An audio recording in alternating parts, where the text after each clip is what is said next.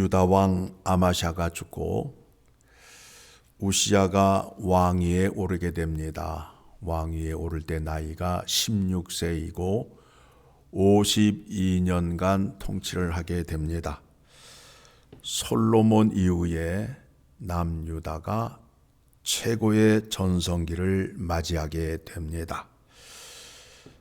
그는 형통할 수 있었던 것이 하나님의 묵시를 밝히는 스가랴가 사는 날 동안 형통의 길을 가게 되었습니다. 그가 하나님의 기이한 도우심으로 말미암아 주변에 있는 나라들을 치고 성벽도 헐고 영토를 확장하는 일을 하였고, 또 망대를 세우고 물웅덩이를 파고 수로를 만들어서 사막에서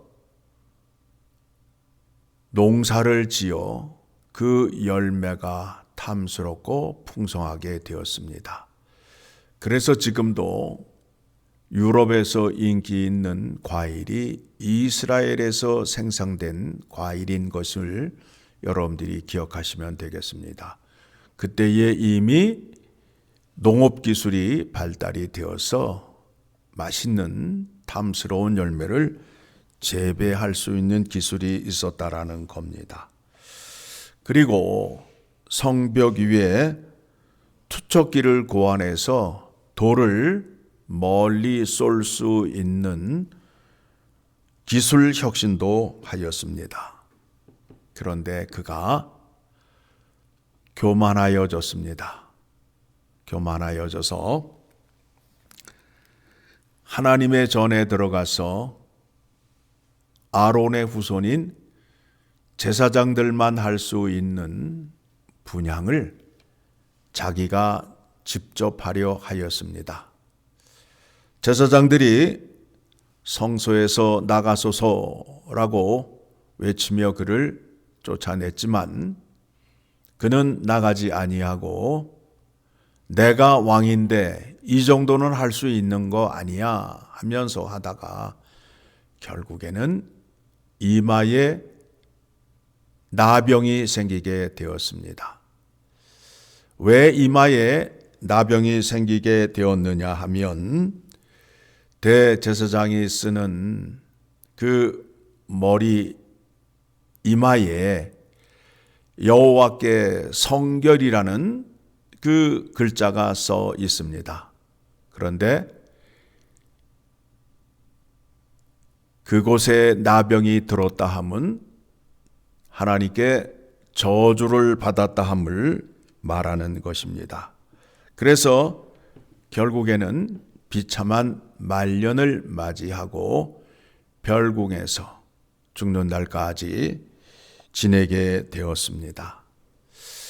자, 오늘 이 말씀을 통해서 우리가 살피고자 하는 것이 무엇이냐 하면 타락한 본성이 무엇이냐 하면 교만이에요. 자기가 잘나서 남유다를 52년 동안 통치를 하고 이와 같은 많은 업적을 이루었다라고 생각하고 있어요. 그런데 하나님께서 그에게 하나님의 말씀을 전하는 자 스가랴를 세워서 그 말씀에 순종할 때에 형통의 길을 가게 하였다라는 겁니다. 왕은 왕으로서의 직분을 감당하여야 되는데 하나님께서 정하신 직분과 예배의 규정적인 원리를 자기 마음대로 바꾸려 하였어요. 내가 이 나라의 왕인데 이런 것도 내 마음대로 못해? 라는 마음이 있는 거예요. 우리 마음에도 그렇지요.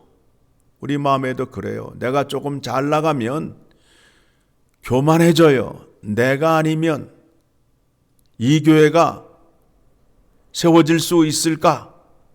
또 사람이 정신이 나가게 되면 교만해져서 다 나와 다 죽여버릴 거야 라는 말을 한단 말입니다. 하나님은 질서를 어기는 범죄를 아주 싫어하십니다.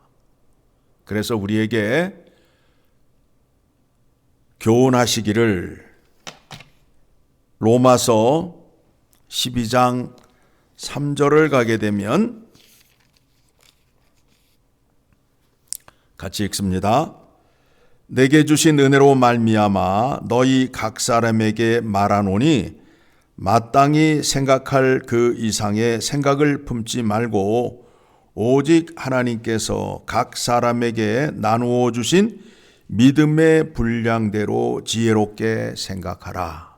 목사는 목사답게, 장로는 장로답게, 권사는 권사답게, 집사는 집사답게 생각하고 행하라는 거예요. 그 범위를 넘어서지 말라라는 거예요. 이 질서를 누가 정하셨다고요? 하나님이 정하셨어요. 그런데 자기가 똑똑하다고 다 하려고 그래요. 그러시게 되면 안 된다라는 겁니다. 우시야 왕처럼 하나님의 거룩한 질서를 범하게 되면 어떻게 된다고요? 이마에 나병이 생긴다라는 거예요. 저주를 받았다라는 거지요. 자, 우시야 왕은 남유다 백성들에게 참 의지하고 존경받았던 왕이었습니다. 그가 이룬 업적을 놓고 볼 때에 이전의 왕들 가운데에 그만한 왕이 없어요. 그런데 그 왕이 하나님 앞에서 저주를 받고 죽게 되었습니다. 그러면 남유다 백성들은 기뻐할까요? 절망할까요? 절망할 수밖에 없겠지요. 그렇죠? 절망할 수밖에 없어요. 또한 우리가 하나님의 말씀을 보면서 인간은 부패한 죄성을 갖고 있기 때문에 하나님의 영광의 자리에 설 수 없고 또 이 땅에 세워진 사람으로부터 세워진 왕들은 영원하지 않다라는 것을 확인하게 됩니다. 이때에 여호와 하나님께서 이스라엘 백성들에게 위로의 말씀을 줍니다. 인간으로 세운 왕으로는 영원하지 않으니 내가 너희에게 영원한 왕을 보여주고 그를 통하여 견고한 나라를 세우겠다라는 계획을 세우시고 누구를 보내느냐 하면 이사야 선지자를 보내게 됩니다. 이사야서 6장을 가게 되면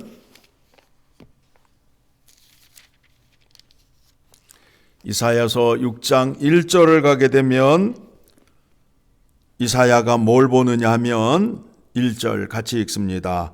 우시야 왕이 죽던 해에 내가 본즉 주께서 높이 들린 보좌에 앉으셨는데 그의 옷자락은 성전에 가득하였고 여호와 하나님께서 이제 이스라엘 백성들을 위하여 어떻게 할 것인지를 누구에게 보여준다고요? 이사야에게 보여주고 7장에 가서는 어떻게 된다고요? 처녀에게 아들을 주셔서 그 아들의 이름이 뭐가 된다고요? 임마누엘이 될 것이다. 그러니까 이 실망하고 있는 이 백성들에게 하나님께서 계획하시고 구원의 은혜를 베풀어 주시기 위하여 임마누엘 하나님을 우리에게 보내주시게 됩니다. 그 하나님이 이 땅에 오시는데 어떻게 오신다고요? 처녀의 몸에서 아기로 태어나셔서 우리의 죄를 사해 주시고 우리와 함께 영원토록 거하심으로 인하여 우리가 이 흔들리는 세상 속에서 좌절하지 않고 늘 감사와 기쁨을 가지며 살 수 있도록 하는 그 은혜를 우리에게 허락해 주신다라는 겁니다. 자, 오늘 말씀을 통해서 확인하는 것이 무엇이냐 하면 우시야 왕이 사라지는 그 자리에 영원한 왕이 등장을 하게 되어서 그 영원한 왕으로 인하여 그 백성들이 늘 감사와 기쁨으로 살아갈 수밖에 없음을 약속하시는 하나님의 은혜를 깨달으시고 하나님께 감사와 찬양을 올려드리는 여러분이 되셔야 된다라는 겁니다. 좌절한 백성들에게 영원한 왕을 소개해 주시고 약속하시고 그 왕을 우리에게 보내주셔서 그 왕을 통하여 백성이 되었고 영광과 기쁨을 누리며 살 수 있는 은혜가 이미 우리에게 임하였음을 우리가 말씀을 통하여 확인하고 있고 누릴 수 있습니다. 이 은혜를 기뻐하며 감사하며 누리는 자가 되고 또한 이 영광을 세상에 알리는 일에 힘쓰는 우리 모두가 되기를 간절히 소망합니다. 기도하겠습니다.